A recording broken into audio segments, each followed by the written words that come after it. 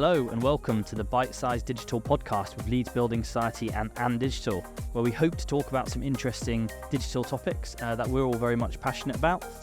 We'll be releasing 2 podcasts, one for each week of Leeds Digital Festival, and we very much hope you enjoy listening. Let's begin, shall we?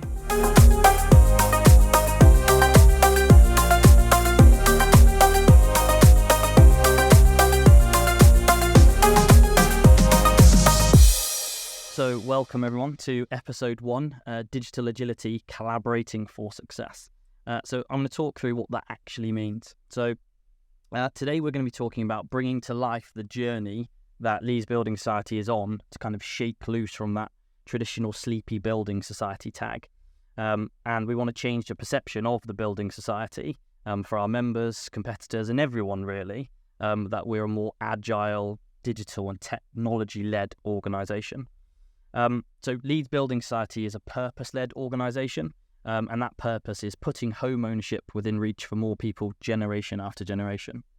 So for me, not only is that a really powerful purpose and something to get behind, but the generation after generation bit, I think, is what requires us to invest more in our digital channel to make sure it complements our branch channel and our contact centre channel, because as we know, the digital channel is where a lot of our new customers and existing customers want to operate, and we want to make sure that we have fit for purpose digital channel. So the people in this room and on this podcast are all responsible for us achieving that, so no pressure everyone. But we in this room and the various teams that we all work with are responsible for kind of going through the gears of agile and digital maturity for the building society to help us deliver our digital roadmap. So who am I? So my name's Craig Mundy. I'm a senior delivery manager at Leeds Building Society, and I'm responsible for the digital transformation that goes on. I'm very much supported and led by and joined by today Rachel Cannon. So Rachel is our senior quality engineering manager at Leeds Building Society, and Rachel has done a whole bunch of awesome work growing the maturity of our testing practices. Hi Craig, thanks for the invite. Oh, you're more than welcome. I've got Tom Nash as well. So Tom currently leads our digital enablement team. I will ask Tom to elaborate on what that actually means later. But Tom's been at the Society for a while now, and he's previously led a number of our tech teams and digital squads. No, thanks. It's great to be here. Awesome. And last but by no means least, we've got Dave Gauntley to my left. So Dave works for Digital, who are a digital consultancy. And Dave, I think, has been described as an Agile Transformationalist, and I feel like I may have made up that term. I think you did. Yeah, sorry. Sounds pretty cool, though. It is. So Dave's currently working with our digital squads to help grow the agile and digital maturity of all of them, looking at kind of people process. So yeah, thank you for coming, Dave. Cheers for having me. So let me set the scene then. So as I said, we are wanting to invest more in our digital channel. We're kind of changing our ways of working. In order to do all of that, it's quite a big cultural transformation, right? And it takes time and investment in terms of people, process and technology. But we very much want to do that and do it well. And I would say digital transformation at the Society is a big focal point for a lot of the change going on at the moment. Ultimately, why are we doing all of it? We want to be more responsive, we want to be more innovative, but the output for our members is we want better customer experiences on our online channel. So when you want to open an account, when you want to service that account, when you want to kind of open new savings and mortgage products, we want to make sure that's the best possible experience for our members. I think one thing the COVID pandemic probably brought to light is the importance of a robust digital platform that allows us to be more responsive and react quickly to the ever-changing market conditions. So that's something that we're very much bought into, and we're currently going through the process of actually building out our new digital platform, which gives our customers the improved experience, but ultimately gives us more self-sufficiency and control to deliver our change, which I'm sure we'll speak about later. Anyway, I've probably gone on for long enough, and in the interest of variety, I'm going to bring in some of our guests to shout about all of the good work that they've been doing. So let's start with Tom. So Tom, you, like I said, you've been at Leeds Building Society for a good few years now, and that is by no means me trying to say that you're old. But tell us the difference you've seen since you've been here and since we've adopted a kind of a more agile mindset for digital transformation. Yeah, sure. So I've seen a number of massive changes over the last couple of years, in terms of the platform, the technology, release capability. But I think the biggest change I've seen is around the mentality, especially going towards an agile ways of working. So, it's not just delivering now. It's like, well, how can we deliver value as quick as possible to our members? It's like, how can we improve how we're working and reflecting? But the best thing I've seen from a team perspective is the team have now gone from, well, what am I going to do in work this week to, well, actually, what are we going to achieve this sprint? And it's a huge mindset shift. Just to cover the digital transformation bit as well, because the other thing is digital transformations aren't easy. It's interesting because some people think, oh, you've moved to the cloud, we're working agile now, and 1 week later you should be delivering things every week. And there's so much more to it. It's such a big transition, especially a digital transition. You've got to start incorporating different aspects and how, change the culture. When you're delivering a digital, you need to think about things like security, you need to think about UX more, accessibility. There's so much to it. And it's important that everyone's on that journey, not just the team, but everyone kind of understands, what it incorporates and what the roadmap is. It'd be really interesting to get your thoughts, Dave and Rachel, on that.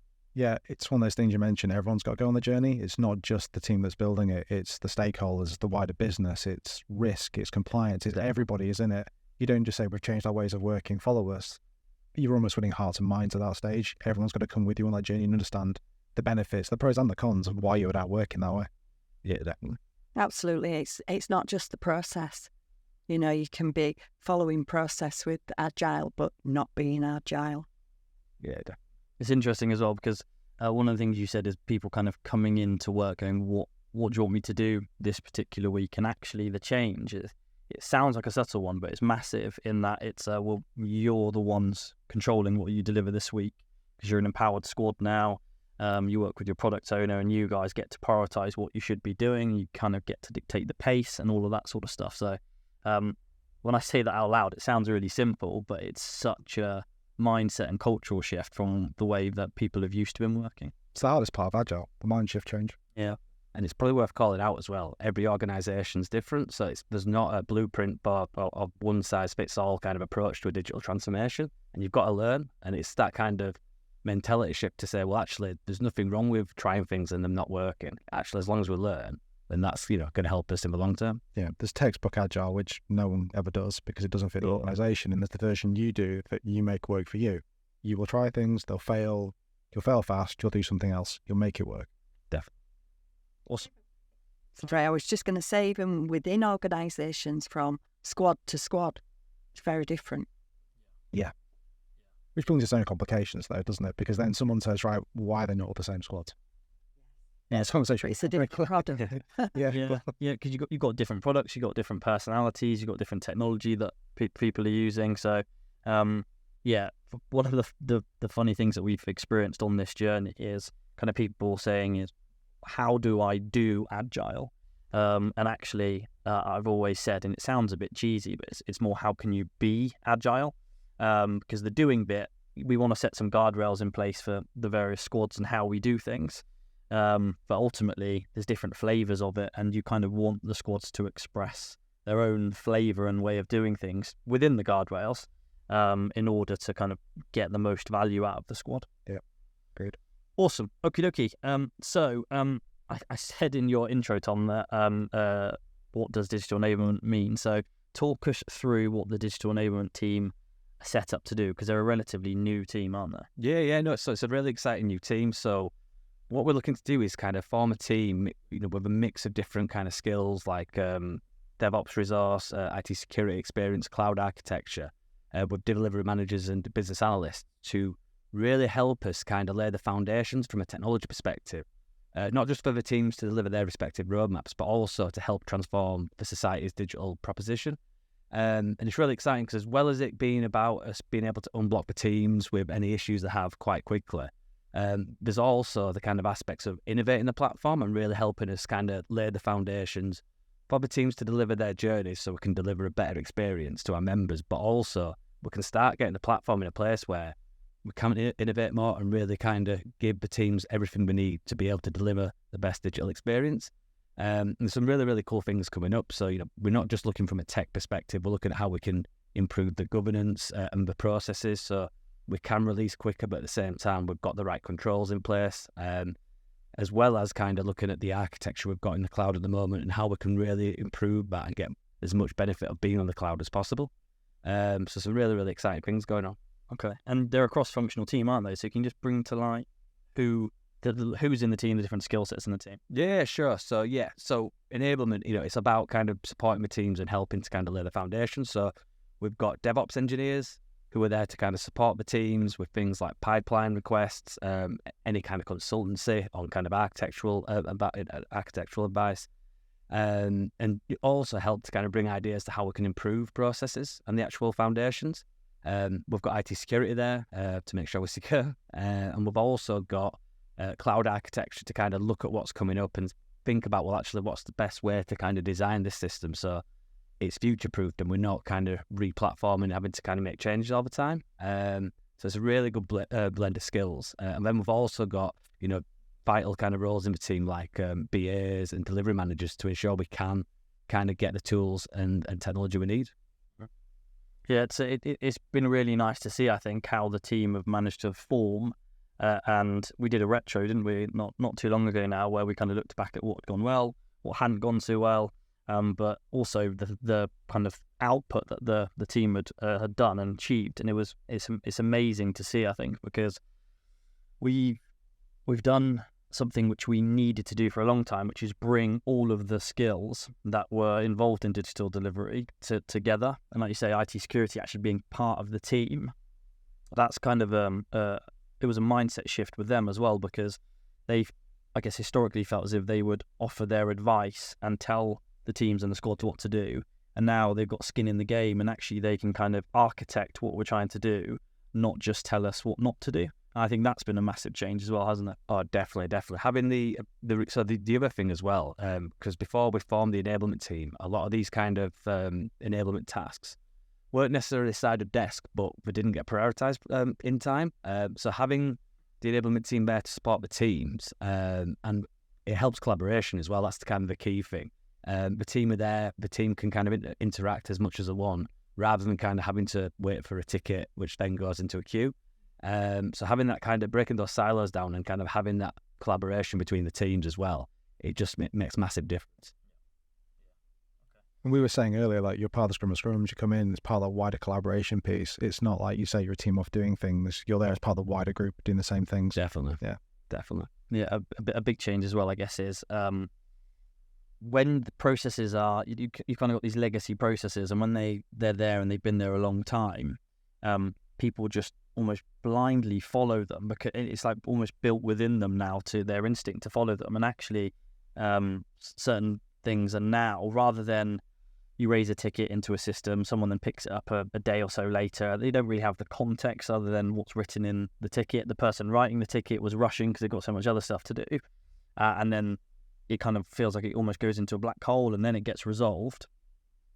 That's old world. New world is the right people on a Teams call or in a room having the conversation and making the decision there and then. Yeah. And that's really powerful, but again, such a difference from where we used to be. Oh, definitely. It's that agility mindset point, isn't it? Everyone's there collaborating about it. They're not off, like you say, here's a queue, off you go. It's, we're talking about, let's fix it now. Does it need to be fixed right now? If it does, let's do it.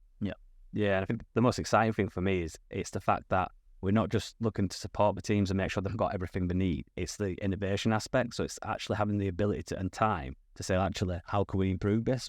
How can we go faster? So yeah, like I said, it's really, really exciting team to be involved in. Yeah.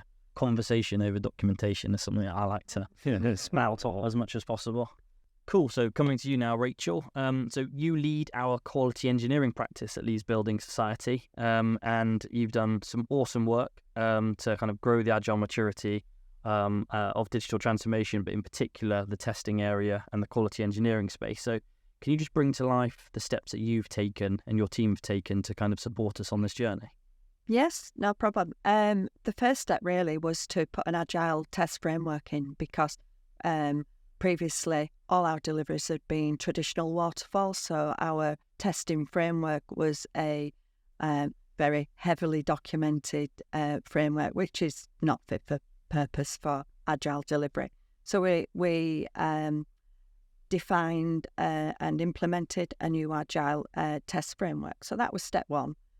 The second step, the digital team were already on that journey. So we thought, how can we add some value? So we thought we'd observe what the team were actually doing. They were following really, really good Agile process. They were running all the Agile ceremonies as you would expect.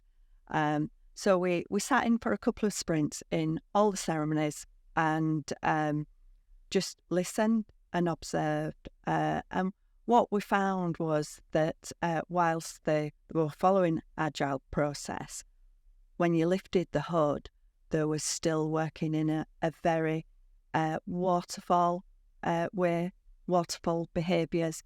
They're working still very siloed. You know, BAs would be working with the developers to define the user stories, which is great in waterfall, but when you get to Agile, everybody in that team, in that development team, has to be working together. And what we found was by continuing to work in that siloed manner, the testing team didn't really have the same level of understanding of a user story as, say, the BA did and the product owner and the developers. So when we got into sprint planning, the testers were guesstimating is the word I would use, the amount of work for each ticket, which meant that once they got into the sprint and doing that work, it maybe would take them longer. And because the behaviours were still very siloed, you'd have the developers that maybe had, say they had 4 or 5 tickets in the sprint. The developers would cluster those tickets together and work on those 4 or 5 tickets together, and then sort of in a 2-week sprint on day 9, throw them all over the fence to the testers. You've just described the most common thing I ever see in transformation projects. Testers was the last part to be brought on that Agile journey. They still see it as just hand over the fence at the end. It's really common. Always happens. Yeah. So then they weren't meeting the goals because they couldn't test things, or they'd find things in the testing. We found that automation was shift right automation. It was, they were translating the user stories post sprint and maybe automating them 1-2 sprints behind. We played back to the team, and what was really good, the team was so receptive to our recommendations and our suggestions. And one of the main recommendation that we gave to the team was try implementing BDD, which is behaviour-driven development, because that is a really, really good methodology to encourage collaboration, to create that better team understanding. It's great for getting that in-sprint automation. It improves quality, it reduces rework. So the team agreed to have a go, really. They got together and they decided that they would face into it in 2 stages. So the first stage, they said that they would start defining the acceptance criteria together as a team, and they introduced 3 amigos, so they understood what scenarios they were putting, would develop and test for each user story, and instantly within, I'm going to say, 1 or 2 sprints, the difference was unbelievable. They were getting tickets across the board in sprint. They even had it by, I think, 2 or 3 sprints down. They'd got in-sprint automation, which, as you know, once you've got in-sprint automation, you can move to iterative delivery, so you can deliver value to the business on a regular basis. Yeah. Okay. Awesome. And I think it's great there that, it's an evolutionary kind of process. It's not let's do everything at the same time. It's getting the team comfortable, bringing in these kind of concepts and getting everyone kind of up to speed with it, and then gradually improving. So it's, I think it's fantastic the way we've done it. It is, and I think it's about a year ago when they started the BDD journey, and now they are, it's fully implemented, which is great. It's such a short period of time to change your whole methodology. Yeah, totally. And another word I'd pick up, you said collaboration. Key thing with Agile for me, people talking, you said it's collaboration over documentation. That key thing, get them to the three amigos. They're there when the devs talk about it. Then we drive out the requirements or the user story, the AC. They're part of that conversation. It makes a lot more sense. It's just easy to get through that process. Yeah, absolutely. I think I just want to pick up on something you said. So there's new frameworks, new ways of working, new processes. How are the devs and the testers feeling about it? Because what we've effectively done is these silo pockets and roles and responsibilities, and gone, you're a squad, act as a squad, have each other's backs, have conversations, know what everyone's doing. Are they enjoying it? They're really enjoying it, because they are a team. There's not a development team, there's not a test team. There's not a BA team anymore in the digital space. They are a development team, and they work together. And what I would say, I look after the QE practice, they're very proud. They're very proud of what they've achieved in such a short space of time. Yeah. Tom, are you saying the same as well? Yeah, definitely. It's, what is unlocked for the devs and testers, there's so many different elements, We've got more self-sufficiency now. There's less kind of frustrations with kind of dependencies. We can kind of deliver a lot faster. And also, we've got a lot better release capabilities now with technology. So, we've had a couple of really good examples about last year where we've turned changes around in 24 hours, only small, but we've got that automation capability now thanks to the automation testing, the release pipelines. We had a great example last year as well where a couple of the management went up to the office in Cobalt and spoke to the team up there and got an idea. I think within a matter of weeks, we managed to implement it. Yeah. And having that capability now is just, it's a game changer. Yeah. The other thing as well, and I know it's kind of a cliche word, but we've got empowered teams, genuine empowered teams. And like I said, you can see that. They're proud. And the biggest thing I've noticed is now we've got more self-sufficiency and we can turn changes around. You can see the team can see the impact they're having. So we can get feedback from a particular digital journey, make that improvement, and then quickly see kind of the results. And having that ability as well, the team are proud of, and they can see the difference they're making. So it's been great. Yeah, that small change when a few of us went up to Cobalt, we listened to the contact center advisors, came away, said, I'm sure we can fix this quite quickly. And we did it within a sprint. Was such an awesome example of an evidence of moving to this way of working allows us to be agile, reactive, Definitely, and move quickly to release value to our members. So that I'm glad you got that in there. That's a good thing for us to be shouting about. So moving on to you, Dave. So the title of this podcast talks about collaboration for success. And as much as I'd like to say, Leeds Building Society have got it all covered, we can do it all on our own.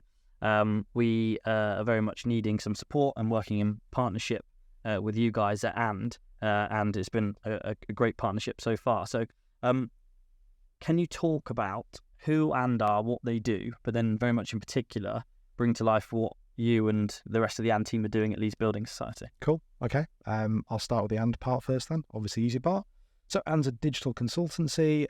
We're here to help accelerate digital delivery for our clients. Our mission is to close the digital skills gap. So that's bringing together essential skill mix, mindset changes, and the right practices to help people do that. We actively encourage and support our clients to adopt agile mindsets. We've obviously talked about mindsets quite a lot through this. So agile being a framework and a mindset change. 76% of all organizations say transforming culture and ways of working is a key challenge that they face. Obviously, we touched on that quite a lot as we've been chatting around. So from an LBS point of view, Craig mentioned my role earlier, Agile Transformationalist, fancy title, I think, for coach, digital support, delivery, bit of everything, I think is probably fair to say at this stage. Yeah. I'm supporting the digital teams, so digital enablement with Tom and the other wider delivery teams. That's helping them look at their ways of delivery, their ways of how they run their ceremonies, getting into the nuts and bolts of how they actually go around delivering, whether that's reporting, whether that's metrics, whether that's planning, estimation, everything they can look at. In terms of the wider AND team that they're supporting as well, they're helping build stuff for the savings maturity journey, and they've been working on that for the last sort of 6 to 9 months, helping look at different ways of approaching that. So Tom, you touched on some of the things they've done, looking at A/B tests, looking at if we change this part of the journey, what can we change? How's it impacting customers? What's the impact of the call center? Trying to make that journey smoother for people so they can access the digital side of the journey. Awesome. Okay. It's worth calling out, I think, as well, that we're not at the end of this journey. Tom, you and I were talking about it this morning. So we are in the middle of it, let's say, and we've achieved so much. And from all of these conversations, you can see what we've done and the impact it's had on our colleagues, but the impact it's having on our members as well. And that we've now got some digital journeys that are much easier to use, better user experience. From an accessibility point of view, we're doing some awesome things. The account opening experience now at Leeds Building Society is awesome. That's obviously helping with our kind of conversion rates. The savings maturity journey is now in a much better place. It's just overall a better experience to transact and service with Leeds Building Society in the digital channel. So it's great, and hopefully our members are seeing some of the benefit of it. What I would say is we're in the middle, so there's more to go. And actually, we've got further to go and more to do in terms of our transformation to a more digital technology-led organisation, which is at the agility level that we want, but also in terms of just the amount of digital customer journeys that we want to deliver for our members. So I always describe the transformation journey that we're on as almost like turning an oil tanker around in a canal. So I would love to be able to just pull the handbrake and do a 180, but it's lots of turns, right? It's a 1,000-point turn, if you can imagine an oil tanker in a canal. What's next? So where, in your opinion, in your various roles and responsibilities, what's next for digital transformation and agile transformation at Leeds Building Society? Dave, I'll come to you first. I think it's a combo of things. Like you say, it's a constant journey. So you are more agile than you were 6, 9, 12, 18 months ago. That's a constant journey. You have to take the rest of the business with you. Everyone needs to understand why you do the things you now do compared to the waterfall world. Your digital teams are agile. What does the rest of the business look like? Do they understand why you do these sort of things? So it's just a constant iteration of that process. As you get better at what you do, can you influence the wider area around you and just keep that journey going? It's as much mindset as it is going through a framework. I think it's just keeping that process rolling constantly, bringing more people in to understand why you've changed. Okay. And Tom, what's next on the enablement roadmap for us to deliver? Yeah, we've got some really exciting things coming up. So we'll be supporting the teams so they can deliver their journeys. But in terms of the enablement team, we're looking to kind of really improve the platform. So we're looking at the architecture. How can we make it more resilient, more robust, so we can adapt to changing business needs? We're looking at our tooling. So we're especially looking at kind of how can we embrace some of the tooling in the cloud, improve our pipeline so there's more quality gates and checks so we can release faster. And as I mentioned earlier, we're also looking at the actual governance around our release process, so it complements an agile ways of working and cloud development. Again, so we can make sure we've got all the right controls in place, but move at a good pace. Yeah. Okay. It's interesting about the work that's needed around the governance and the release process, because we have a ambition to be able to release daily, right? And as and when value is there, we will release it, and that's going to require some tinkering with our release process, which again is a very big risk appetite cultural shift from where we are today to kind of putting more power to the squads who are releasing. Definitely. And it's interesting because just thinking back at the beginning, I mentioned about a digital transformation is not easy and there's so many elements to it. And you think about what we've spoken about already and, you know, talking about governance, it's not just a case of moving to the cloud, we're working agile. It's a total kind of culture shift and, you know, making sure that we've got the right foundation so we can kind of deliver in the pace we want to. Yeah, delivery and releasing is probably that key part of that for me. you want to release daily, that's a huge step from where you've come from, right? Yeah. And to do that and be safe and to tick all the risk boxes, it's a huge process to work through. And it's not you can click your fingers and fix it. It just takes time to work to. Yeah, it's trusting your automation. What we've found throughout the journey, we went from manual testing to manual and automation. So you've got that duplication of effort. And it's like getting people to trust in the automation. And it's a great step forward once that trust is there and you can just do those quick changes. Yeah. It's a lot, isn't it? And I think you've mentioned about the squad are feeling proud of the work that they're doing. And you've mentioned that digital transformation is not easy. And my rapidly rising grey hair count will attest to that. We've done some awesome stuff when you kind of look back down the mountain in terms of we've delivered a whole bunch of value for our members at the same time of changing the way that we do the doing. Yeah. And that's probably where the complexity is, because we need to shine a light on it's not just us doing and following a set process. We're kind of laying down the tracks of this new process, this new ways of working and delivering value at the same time. And that's probably where a lot of the difficulty comes from. Awesome. Okie dokie. So as we look to wrap up the podcast, I'm going to ask you guys each a couple of things. So you can choose which order you want to go in, but what's the biggest difference, if I had to pin you for one, that you've noticed since we've embarked on the journey? The team's collaborating. Oh, sorry. First mover advantage. Yeah, that's it. Yeah, collaboration.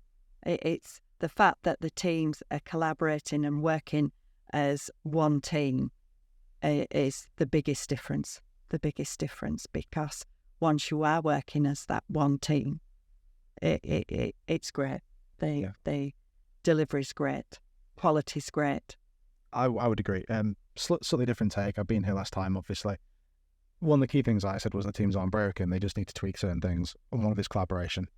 They were doing it, but can we make it better? Mm-hmm. Scrum is a great example. We go to it. It's a point for us to go, right, actually, it's not an update to how we're doing constantly. It's actually, all right, we've got this thing in the near future. What can we use a team that makes that easier? Can we work around that now?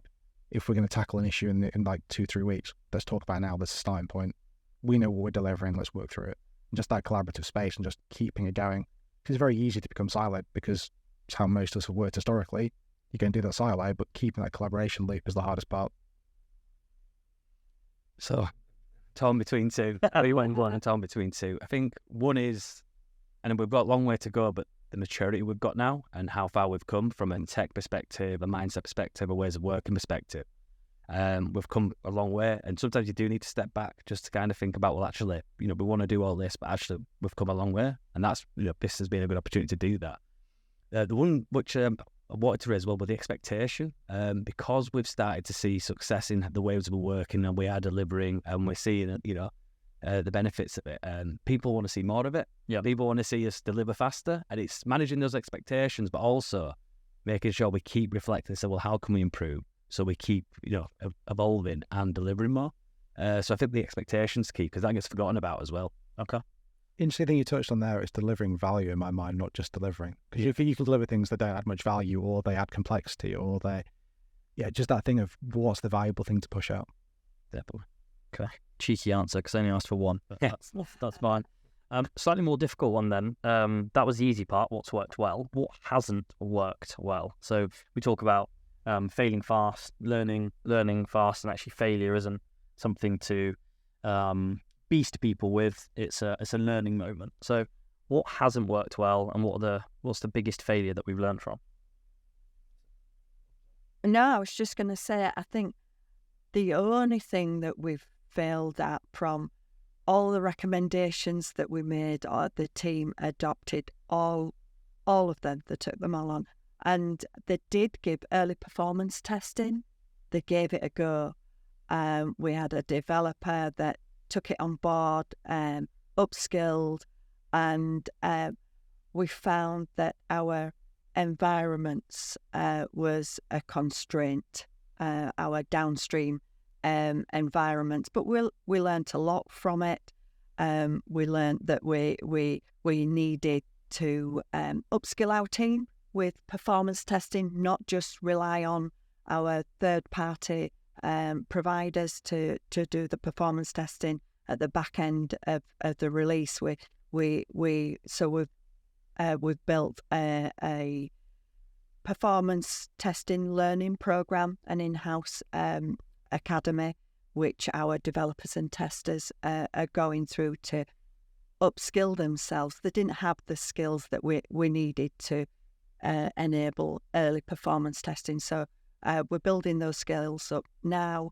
So whilst we did fail when we tried it, we learnt a lot from it, and we've put the steps in to not fail in the future. We're building those steps. So I think that's the key thing for me, and I'm going to go against your question again. For me, I don't think we've failed at all. There's nothing wrong with things going wrong as long as we learn from them. Yeah, that's the thing for me. It's all learn fast. Big part of Agile, because I can think of a number of things over the last 2 years that, looking back, with change. We probably didn't prioritise some of the architecture work in time. Some of the release approaches we tried didn't go to plan, and also there's probably been times where I've underappreciated the complexity of what we're actually doing, and the scope and the timescales have increased, but we've learned, we've improved, and that's the key thing for me. So it's not necessarily what's the biggest failure. I don't think, for me, it's like, well, these things can happen, they should happen, so we can learn and improve. Okay. I like the positivity. No, I'm with Tom on that. I don't think it's necessarily you hear fail faster because the Agile mantra, but it's actually what have we learned, right? You stop the end of sprint, you do a retro, you look at what didn't go well and how you can improve from it. It's how we change things. One of them for me is, and it's not a failure, is how we look at metrics, how the teams report things. It's come from a very waterfall heavy world where you can draw a Gantt chart and say we'll do it this day, and you can base roughly how much we build and this the time we'll deliver things. That doesn't work in an Agile world as much. You get past a certain number of sprints, those dates become fuzzy. It's how we can look at those sort of things and what data we have to build on. One of the key things I've been trying to do with teams is to actually capture everything they do and help plan better on the back of that. It's challenging because what we capture is different per team, and actually getting the same picture out of them is quite hard. We're trying to move to a stage where we all do the same similar sorts of things and that picture becomes clearer, but it's still only a short period in the future to say, right, we can be confident for 2 months. 6 months down the line, that's a fuzzy date with a 100% either way estimate attached to it. So yeah, it's sort of twist like Tom, but no, it's good. I like it that we are turning a slightly negative question into a positive. Well done. Cool. I think that brings us to it. So I just want to say thank you, everyone, for your insight and helping bring the journey to life for the listeners and the viewers. It's been a pleasure doing this, actually. It's been a lot of fun. So big thanks to everyone who's listened and watched. Well done if you've managed to stick with us all the way through it. So on behalf of Leeds Building Society and Digital, thanks again, and talk to you soon.